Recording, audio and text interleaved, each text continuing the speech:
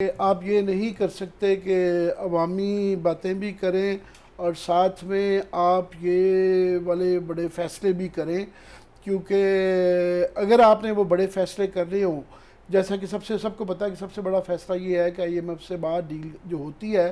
تو اس کے بعد پٹرول کی قیمت بڑھنی ہے، کتنی بڑھنی ہے، کوئی لوگ جو ہے 25 سے لے کے 100 روپے تک کا کہہ رہے ہیں، وہ جتنی بھی ہوگی لوگوں کے لیے بہت زیادہ ہوگی، اور اس کی وجہ سے بجلی کے نرخ بڑھنے ہیں، اس کی وجہ سے ساری اشیاء کے نرخ بڑھنے ہیں۔ تو یہ حکومت جس نے یہ فیصلے لینے ہوتے ہیں تو وہ پھر تیار کرنا شروع کر دیتی ہے، وہ پھر جلسوں کے اندر اور بیانات میں اور تقریروں میں یہ کہا جانے لگ پڑتا ہے کہ تیار ہو جائیں، آپ کو اور بوجھ اٹھانا پڑے گا، کام ملک کے لیے کرنا پڑے گا، مشکل حالات ہیں، گزر جائیں گے۔ مگر جب خود حکومت جلسوں میں یہ کہہ دیتی ہے کہ جناب الیکشنوں میں جانا بہتر ہے، تو میرا خیال ہے آج انہوں نے شہباز شریف صاحب کے مزید ہاتھ باندھ دیے ہیں۔ اور یہ آج کی دن میں کوئی بھی اچھی خبر جو ہے نا نون لیگ اور PDM کے لیے نہیں آئی۔ پہلی بات تو یہ کہ عدالت سے جو ہے ان کا جو یہ تھا خیال کہ کیسز کو جلدی نپٹا لیا جائے گا، تو انہوں نے سو موٹو جو لیا، تو آج نیب اور FIA کے ہاتھ باندھ دیے گئے ہیں کہ آپ نے جب تک ایک تو ہمیں اطلاع دیں کہ کس کس کیس میں کس کو ہٹایا گیا، لگایا گیا، اور کیا آپ نے اب تک کیا ہے اور کیوں کیا ہے۔ اس کے بعد ان کو روک بھی دیا گیا نیب اور FIA کو کہ جب تک ہمیں آپ کلیریفائی نہیں کرتے آگے آپ ذرا رک جائیں۔ ایک تو عدالت سے ہے، دوسرا کل بڑا فیصلہ آنا ہے الیکشن کمیشن کی طرف سے، جہاں کہ پنجاب کے منحرف افراد کے خلاف جو ہے نا فیصلہ دیا جائے گا، اور ٹچ اینڈ وہ لگ رہا ہے کہ وہ ان کے خلاف ہی جائے گا۔ دیکھنا یہ کہ کتنے لوگ فارغ ہوتے ہیں اور پھر اس کا پنجاب کی حکومت رہتی ہے یا نہیں رہتی ہے، کون چیف منسٹر بنے گا۔ کہ آج یہ سرگودا میں حمزہ شہباز شریف کی آخری تقریر تھی ایز چیف منسٹر یا نہیں تھی۔ اعتزاز احسن جیسے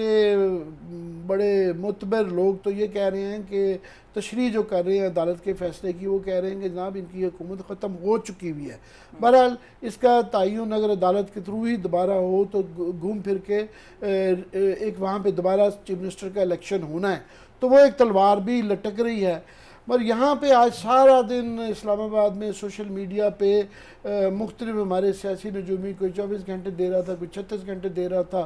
پھر کوئی 72 گھنٹے دے رہا تھا کہ 72 گھنٹے کے اندر جو ہے نا یہ گورنمنٹ جو ہے نا گر جائے گی۔ اور وہاں سے بھی جو اشارے آ رہے تھے کہ شہباز شریف 2 دن سے یہ خبر چل رہی ہے کہ وہ قوم سے خطاب کریں گے، تو وہ کل بھی نہیں خطاب ہوا، آج بھی مختلف ٹائم دیتے رہے اور وہ خطاب نہیں ہو پایا۔ خطاب ہونے کے لیے جو منتظر ہیں لوگ، اس کے اندر یہ ہے کہ جناب یہ IMF کے حوالے سے پٹرول کے نرخوں کے اوپر ساری سوئی اڑی ہوئی ہے کہ ساری حکومت کا دار و مدار اس پہ ہے۔ اور آج کیونکہ یہ کھل کے بیان، اس پہ اب کوئی اسپیکولیشن نہیں رہ گئی، کیونکہ شاہد خاقان عباسی نے کم از کم 2 انٹرویوز میں ہم ٹی وی پہ اور کاشف عباسی کے ساتھ انٹرویو میں یہ کھل کے کہہ دیا ہے کہ جناب ہمارا نقطہ نظر یہ ہے کہ جب تک فوج اس کی ہمیں ساتھ نہیں دیتی کہ ان مشکل فیصلوں میں ہمیں یقین دہانی نہیں کرائی جاتی کہ جناب وہ ہمارے ساتھ ہیں، جس کا مطلب یہ ہے کہ 1.5 سال ہمیں دیے جائیں، اور اس کی فوج یقین دہانی نہیں کراتی، اور وہ بھی انہوں نے کہا ہے جو کونسل آف نیشنل سیکورٹی ہے، جو قومی سلامتی کی کونسل ہے، اس کے اندر انڈورسمنٹ دیں کہ وہ ہمارے ساتھ ہیں۔ اب یہ اس پہ اگر بات آ گئی ہے تو یہ بڑا مشکل میرا خیال ہو جاتا ہے کہ یہ اس ادارے کا مقصد جو ہے نا، پہلے جب یہ ادارہ 1990s میں جہانگیر کرامت کے دور میں یہ بنایا جاتا تھا تو اس وقت ہمارے جیسے لوگوں کی تنقید تھی کہ یہ اس ادارے کے ذریعے کرنا یہ چاہ رہی ہے فوج کہ جناب اچھی چیزوں کا کریڈٹ تو مل جائے تو بری چیزوں کا ڈسکریڈٹ گورنمنٹ پہ آ جائے گا۔ آج جو شاہد خاقان عباسی صاحب نے جو اس ادارے کی تشریح کی ہے کہ اس کا مقصد کیا ہے، تو وہ الٹا ہے۔ مقصد یہ انہوں نے بتایا ہے کہ جناب کریڈٹ تو گورنمنٹ لے اگر کوئی اچھی چیز ہو جائے، حکومت چل پڑے، مگر ڈسکریڈٹ اس کا جو آنا ہے، جو سڑکوں پہ لوگوں نے اس کے بعد اگر آ جاتے ہیں یہ نرخوں کے بعد، جس کا کبھی امکان ہے کہ ہوگا، پہلے ہی آئے ہوئے ہیں، عمران خان لے کے آ رہے ہیں، مزید اس کے بعد جو آئیں گے تو اس کی ذمہ داری فوج لے۔ تو مجھے نہیں سمجھ ہے کہ فوج یہ کیسے لے سکتی ہے اور کیسے ان کو یقین دلا سکتی ہے اسٹیبلشمنٹ کے 1.5 سال تک ہم آپ کے ساتھ ہیں۔